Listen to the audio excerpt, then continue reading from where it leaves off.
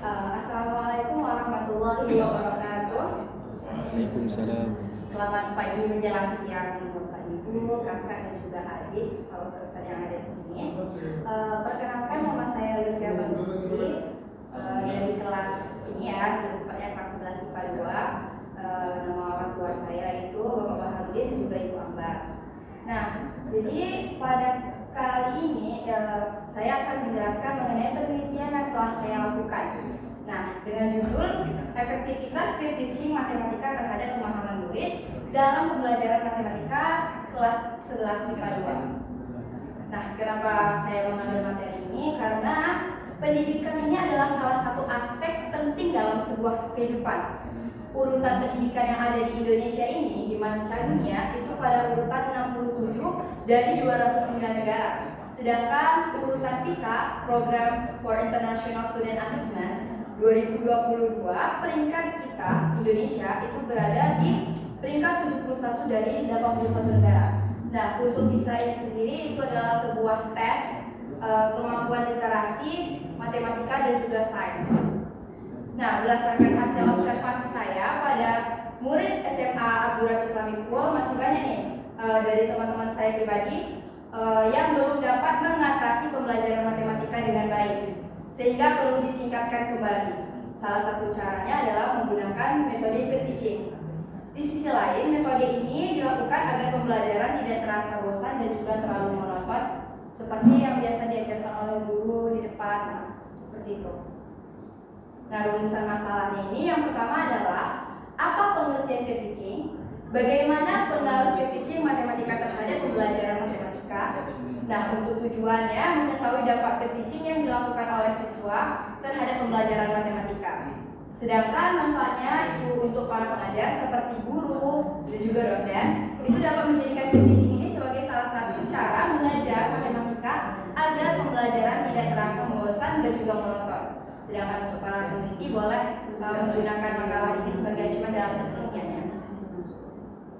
Nah, untuk tinjauan pustaka mungkin Bapak Ibu adik-adik serta kakak juga nggak pernah nih dengar kayak apa sih metode peer teaching itu gitu kan. Jadi metode peer teaching ini adalah sebuah model pembelajaran yang memungkinkan siswa saling memberikan pengetahuannya kepada sesama rekan atau mengajar teman sejawatnya. Metode ini menyenangkan dan juga mempermudah pemahaman. Contohnya kalau misalnya di sini sering dilakukan tuh ada mengajar matematika, fisika, nanti akan dibuat sebuah kelompok, yang mana kelompok itu akan mengajarkan teman-temannya di kelas. Nah, kalau untuk pemahaman murid ini adalah kemampuan murid dalam mengerti atau memahami sesuatu setelah sesuatu itu diketahui dan juga diingat.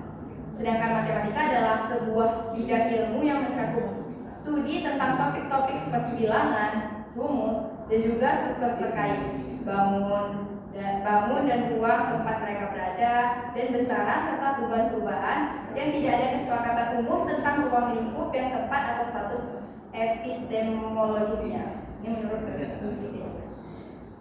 Nah, hasilnya ini, jadi metode yang saya lakukan ini adalah memberikan angket kepada 6 orang ini sebagai sampel, itu dari kelas 11 IPA 2 juga, dengan beberapa pertanyaan seperti apakah mereka pernah melakukan peer teaching atau apakah mereka paham setelah melakukan peer teaching terhadap apa yang disampaikan dan juga temannya sampaikan.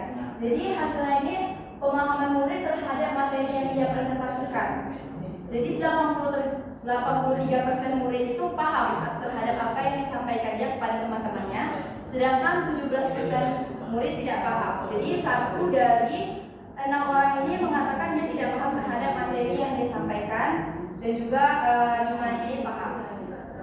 Sedangkan pemahaman murid terhadap materi yang dipresentasikan kepadanya. Nah, di sini 50-50 karena hampir setengah paham dan juga setengah lagi dia tidak paham.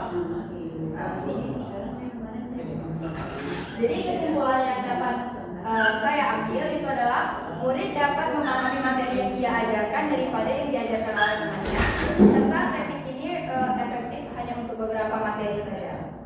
Sarannya bagi siswa harus aktif dalam pembelajaran metode peer teaching agar lebih mudah memahami materi seperti jika siswa yang tidak paham boleh bertanya, serta untuk siswa yang berada di depan atau mengajar boleh memberikan pertanyaan atau soal kepada teman-teman yang ada di sini, yang ada di kelas.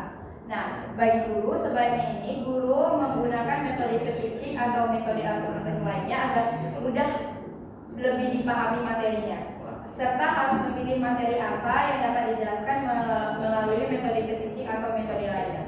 Kenapa? Karena terkadang ada beberapa materi yang terlalu berat untuk dijelaskan oleh anak-anak karena pemahamannya belum sampai ke situ. Jadi terkadang butuh guru yang menjelaskannya secara langsung. Baiklah, ini beberapa sumbernya.